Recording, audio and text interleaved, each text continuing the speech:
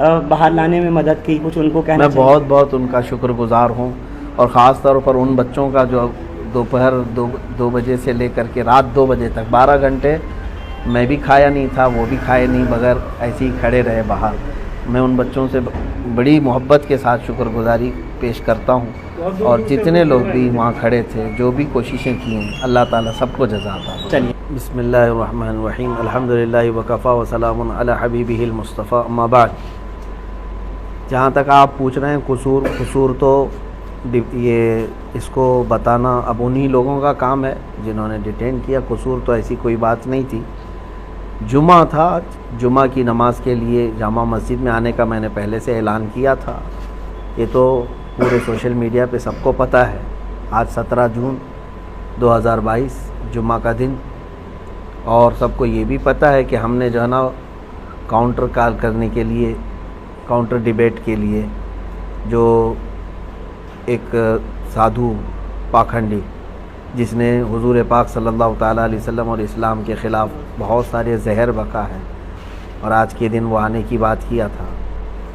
तो अगर आता और डिबेट करना चाहता तो हम हाजिर थे, लेकिन ये बात भी तय थी कि उसको पुलिस ने हाउस अरेस्ट किया था, और बाकी चीज़ यहाँ पर ऐसी कोई सिचुएशन नहीं थी। लेकिन हम अपने वादे के मुताबिक जुमा में हाजिर रहे।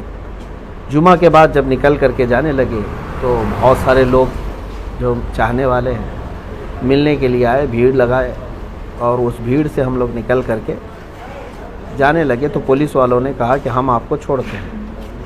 और पुलिस वालों ने कहा कि इस भीड़ को हटाते हटाते फिर वहाँ नीचे आने के बाद शायद किसी ने नारे वगैरह लगाए, लेकिन वो नॉर्मल नारे थे, नारे तकबीर, नारे रिसालत, किसी भी आलिम के आने जाने पर लोग जैसे हमारे यहाँ लगा।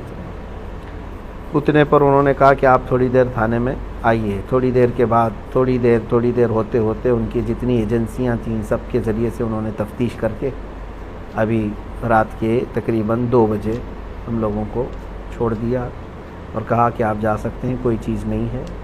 उनको जो कुछ भी मालूमात करनी थी वो सब मालूमात कर लिया उन्होंने। उसमें कई एजेंसियां आईं, अपनी अपनी रिपोर्ट उन लोगों ने की है, लेकिन अल्हम्दुलिल्लाह कोई तकलीफ़ नहीं है, कोई ऐसी बात नहीं है कि टॉर्चर हो या हरेसमेंट हो, ऐसी कोई चीज़ नहीं है अल्हम्दुलिल्लाह। मुफ्ती और साहब बाकी जी, हाँ, ये सवाल एक ज़रूर बनता है कि नारों की जहाँ तक बात है, पिछले जुमे को जब 10 तारीख थी, 10 जून को, तो एक पूरा हंगामा बरपा हुआ था। नहीं मालूम कि कौन लोग थे जो जामा मस्जिद की सीढ़ियों पे आके ऐसा कर गए, और ये वीडियो तो पहले ही से यति नरसिंहानंद सरस्वती की आ रही थी। देखिए, तो आज अचानक नारे कैसे हुए? और ये बात का भी पता था कि यति नरसिंहानंद सरस्वती हाउस अरेस्ट हो गया, नहीं आ रहा। हाँ, फिर देखिए, पिछले जुम्मा का तो मुझे मालूम नहीं है क्या चीज़ हुई थी, कौन लोग आए थे, उस पर तो मुझे पता नहीं।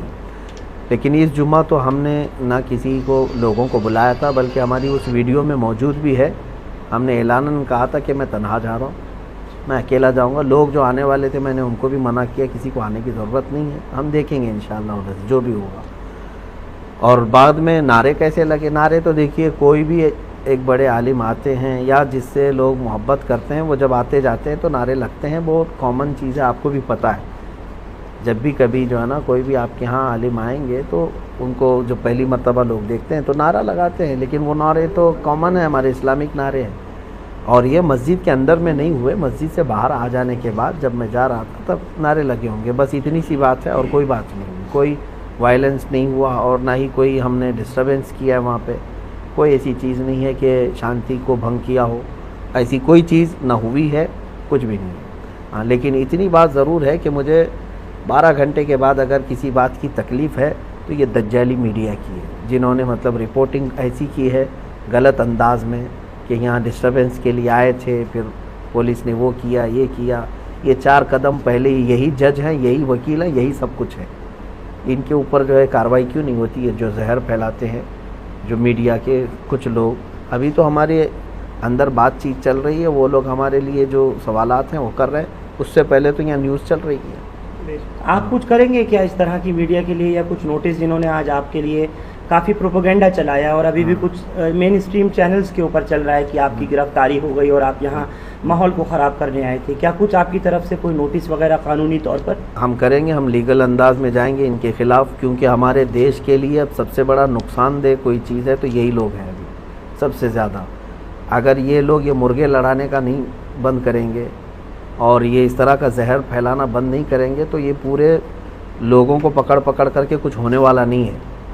यही सारे लोग माहौल क्रिएट करवाते हैं, एक कम्युनिटी या फिर एक समुदाय के ख़िलाफ़ जहर भरना, ये सब तो पूरा इनका मीडिया का चल रहा है। हम इंशाल्लाह इसके लिए भी लीगल अंदाज में जाएंगे। मौलाना, जामा मस्जिद आने से पहले क्या किसी सरकर्दा शख्सियात से कोई बात हुई थी या कोई ज़िम्मेदारों से बात हुई थी यहाँ, या कुछ एहतजाज को लेकर के? नहीं, हमारा ना ये एहतजाज था, ना प्रोटेस्ट था, ना हमारा वहाँ कुछ बयान होना था। हमको तो वहाँ पर प्रेजेंट रहना था, हम हाजिर हुए जो आपने वादा किया। हाँ बिल्कुल, हम अपने वादे के मुताबिक हाजिर रहे और बल्कि शाम तक, रात के 2 बजे तक वहीं हाजिर रहे। हाँ, हम तो इस बात में आए थे। बाकी जहाँ तक बात है, सरकर्दा शख्सियत सबके इल्म में है और सारे लोग अल्हम्दुलिल्लाह दुआएं भी दे रहे हैं, सपोर्ट में भी हैं। उन्होंने थाने में किस तरह के आपके साथ में कोई किसी तरह की बदसलूकी दिल्ली पुलिस ने, आईबी ने, स्पेशल ब्रांच ने या क्राइम ब्रांच ने, कुछ वो भी बताएं इन 12 घंटों की बात दर्शकों को, क्योंकि लोग आपका बहुत इंतज़ार कर रहे हैं सुनने और देखने के लिए। नहीं, किसी ने भी नहीं। पुलिस वाले जितनी देर हमारे साथ बैठे रहे खुश अखलाक़ी के साथ ही रहे, कोई भी इस तरह का हरेसमेंट या टॉर्चर वगैरह नहीं किया अल्हम्दुलिल्लाह। वो सीआईडी वाले भी आए और सेल वाले भी और आईबी वाले भी, सब अपने अपने अंदाज़ में वो लोग हमारे साथ अच्छे अंदाज में ही बात किए। किसी ने मतलब गैर अखलाक़ी हरकत। आपकी कोई प्रोफाइल भी खंगाली गई है? बस आखिरी 1-2 सवाल लूँगा।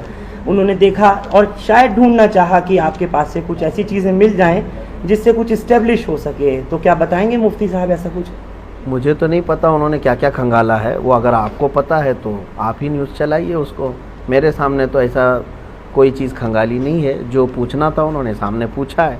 खंगालने की जहाँ तक बात है, अगर आपको कहीं से गैब से पता चला है तो आप उनसे ही इंटरव्यू लीजिए। नहीं कि क्या क्या वीडियोस वगैरह को लेकर के तो खंगालने का क्या, पहले से खंगालते मैंने सुना है और देखा है आपका कोई भी बयान ऐसा नहीं होता जिसपे किसी को एतराज़ हो। थोड़ा सा उस पर रोशनी डाल दीजिए। अल्हम्दुलिल्लाह हम इसी पर चलेंगे भी और इसी पर रहेंगे भी। हमारा यही तरीका है कि हम अपने दीन पर कामिल तरीके से रहेंगे और हम अपना दीन ज़बरदस्ती किसी के ऊपर थोपने नहीं जा रहे हैं कि जिससे हम मोहब्बत करते हैं हुजूर पाक सल्लल्लाहु अलैहि वसल्लम से। हम ये उनको नहीं कहने जा रहे कि मेरा महबूब जो है ना उसको तुम ये करो, लेकिन इतनी बात हम ज़रूर कहते हैं कि हमारे नबी की शान में या मेरे फेथ को तुम ठेस मत पहुँचाओ। तुम अपने में खुश रहो ना, जिस भी तुम्हारे समुदाय से ताल्लुक़ है आप अपने अपने इसमें खुश रहो। हिंदू है तो हिंदू में रहे, क्रिश्चियन है तो क्रिश्चियन रहे, सिख है तो सिख रहे। लेकिन हमारा ये नहीं है कि किसी और धर्म से ताल्लुक़ नहीं रखना चाहिए, जिसको जो है आज़ाद है। लेकिन हमारा ये है कि हमारे धर्म के मुतालिक या मेरे दीन के मुतालिक या नबी के मुतालिक छेड़छाड़ मत करो। तो नरसिंहानंद को क्या सबक सिखाना था मौलाना? जिस अंदाज में वो चीज़ें बता रहा है, एक तो पहली बात वो जाहिल है, जट है और नहायत ही कमीना और नहायत ही रजील आदमी है। यूँ समझ लीजिए कि उसका मुंह नहीं है, जब भी मुंह खोले तो गोबर और गलाजत ही निकलती है। एक होता है आदमी पढ़ा लिखा आदमी, अब वो हमको इस बात पे कहेगा कि गाली देता है मौलाना, है ना। अब उनको अपने बारे में गाली पसंद नहीं है, करोड़ों मुसलमानों के नबी के बारे में जब वो भोंकता है तब कैसा लगेगा सबको, ये भी तो सोचना चाहिए। तुम यहाँ गुफे में बैठ कर के बलात्कारी कह देते हो, दलाल कह देते हो और फिर जो है ना उस पर जाहिल आदमी वो कहता है कि तुम्हारी किताबों में लिखा हुआ है। इस जाहिल से मैं कहता हूँ एक लाइन अरबी की वो पढ़ कर के दिखा दे तो मैं समझ जाऊँगा, क्योंकि मेरा दीन पूरा अरबी में है। इसको कहाँ से अरबी समझ में आई जो मेरे दीन की किताबें पढ़ रहा है? सारा गूगल से लिया होगा और सारी जो किताबें बाहर से आई हैं उसको पढ़ पढ़ करके क्या ऐसे ही दीन सीखा जाएगा? मेरे दीन को अगर समझना है तो क्या वो बुखारी शरीफ पढ़ा है, क्या वो मुस्लिम शरीफ पढ़ा है, क्या वो तिरमिज़ी पढ़ा है? मेरे नबी के सारे अखलाक किरदार महफूज है। ये तो जो है ना एक अंग्रेज़ की लिखी हुई किताब को लेकर के वो बवाल मचा रहा है। अरे कहीं किसी और के घर का मसला लेकर के तुम अगर मेरे नबी के बारे में ये सोचने बैठ जाओ तो इससे बड़ा जाहिल कौन है? हम तो यही बताना चाहते हैं। इसके पीछे कोई प्रोपेगेंडा या कुछ बिल्कुल प्रोपेगेंडा साजिश लग रही है सरकारों की, चाहे वो यूपी सरकार हो या फिर केंद्र सरकार हो, मोदी योगी की? अब ये सारी चीज़ें देखो, खामोश रहना और इन तमाम मामलात पे चुप्पी साधे रहना, ये भी तो एक मसला है ना कि इन तमाम चीज़ों पर हम तो बार बार यही कहते हैं कि जहाँ से गलाजत निकल रही उसको रोक दो तो बाकी सब शांति। ना किसी को प्रोटेस्ट करने की ज़रूरत है, ना किसी को डिबेट करने की ज़रूरत है। क्यों भाई, इतने सालों से क्या हम रोज़ डिबेट करने के लिए निकल रहे हैं क्या? कहीं हम रोज़ चैलेंज करने जा रहे हैं या चैलेंज एक्सेप्ट करने जा रहे हैं? जब इधर से कोई चीज़ आती है तो फिर काउंटर या जवाब देने की किसी की तो जिम्मेदारी है। अब ये लोग कहते हैं, जैसे पुलिस वाले हों या ज़िम्मेदार लोग, कहते मौलाना वो पागल है, वो मूर्ख है, बेवकूफ़ है, उसको छोड़ दो।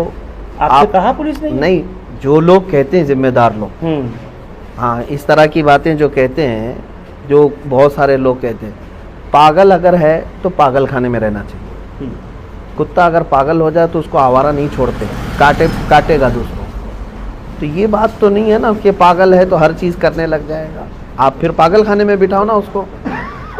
ठीक है, आपने अग्निपथ का जो देखा, जिस तरीके से एक भी गोली चलाई नहीं गई, एक भी लाठी चलाई नहीं गई, ट्रेनें जला दी, पटरियां उखाड़ दी और सब कुछ कर दिया मौलाना, तो क्या इसको हम दो तरफा बात कहें नहीं? ये पुलिस वालों से ही पूछना चाहिए आपको, एक सेकंड, कि जहाँ जहाँ उनके इंतजाम जिस तरह से हैं। एक मिनट मौलाना, यही आज तो बहुत बुरा इन्होंने हाल किया है, लेकिन एक कहीं भी गोली की खबर नहीं है। अब ये तो मसला चल ही रहा है पूरे ऑल ओवर इंडिया। देखिए, हम इसको महसूस कर रहे हैं कि किसान आंदोलन कर सकता है, वो प्रोटेस्टर है। गुज्जर बिरादरी अपने आरक्षण के लिए आए, वो प्रोटेस्टर हैं। सिख लोग भी प्रोटेस्ट कर सकते हैं, वो प्रोटेस्टर हैं। अभी छात्र लोग उतरे हैं, वो भी प्रोटेस्टर हैं। लेकिन मुसलमान अगर उतरेगा तो फिर दंगाई है। ये चीज़ जो हो रही है, ये भी जो कर रही है ना, ये मीडिया कर रही है। इसकी भी दोषी मीडिया है। मैं अब इसका ब्लेम जो है ना किसी और के ऊपर नहीं ला रहा हूँ, मीडिया बना करके इस तरह दिखाती है। दोनों चीज़ें तो आप ही के हाथ में है ना, एक तो वो प्रोटेस्ट बता रहे हो और एक को दंगा बता रहे हो। ये सारी चीज़ें, जबकि दोनों वही चीज़ चल रही है। जिन लोगों ने अभी रात तक आपको बाहर लाने में मदद की, कुछ उनको कहना मैं बहुत बहुत उनका शुक्रगुजार हूँ, और ख़ास तौर पर उन बच्चों का जो दोपहर 2 बजे से लेकर के रात 2 बजे तक 12 घंटे मैं भी खाया नहीं था, वो भी खाए नहीं, बगैर ऐसे ही खड़े रहे बाहर। मैं उन बच्चों से बड़ी मोहब्बत के साथ शुक्रगुजारी पेश करता हूँ। और जितने लोग भी वहाँ खड़े थे, जो भी कोशिशें की हैं, अल्लाह ताला सबको जज़ा अता। चलिए, बहुत बहुत शुक्रिया। ये थे मुफ्ती सलमान अज़हरी।